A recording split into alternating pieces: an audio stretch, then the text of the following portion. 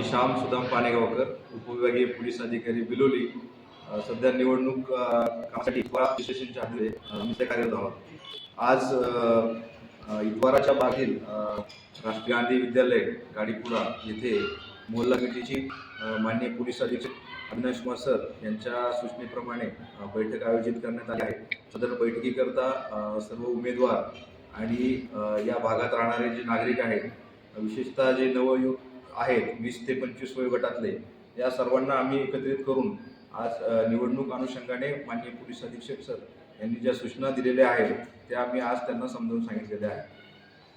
यामध्ये मुख्यतः अपेक्षित असं आहे की जे आचारसंहिता आहे, आचारसंहितेच्या सर्व नियमांचं पालन व्हावं, कायदा सुव्यवस्था अबाधित राहावी, कुणीही इलेक्शनच्या दरम्यान बेकायदेशीर कृत्य करणे किंवा कायदा हातात घेणे किंवा सोशल मीडिया याचा दुरुपयोग करणे या गोष्टी टाळाव्यात.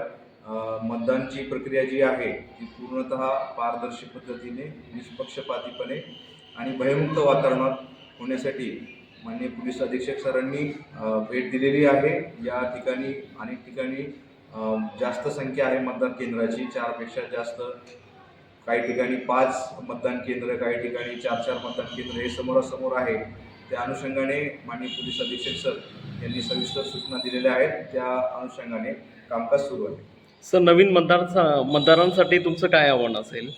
जे नवीन मतदार आता झालेले आहेत त्यांना इलेक्शन प्रक्रिया किंवा आचारसंहिता याबाबत माहिती नसल्यास आम्ही जे आवाहन करत आहोत त्या आव्हानाला त्यांनी प्रतिसाद देऊन कायद्याच्या बाबतची माहिती घेणं अपेक्षित आहे. निवडणूक कालावधीमध्ये सोशल मीडियाचा वापर किंवा आपण सोशल मीडियाचा वापर करून बदनामी करणे किंवा खूप विशिष्ट जाती धर्माच्या किंवा उमेदवाराच्या वैयक्तिक आयुष्यावरती टीका टिप्पणी करणे हे सर्व कायद्याने अपराध आहेत आणि या गोष्टी टाळाव्यात असं त्यांना आवाहन करण्यात येतं.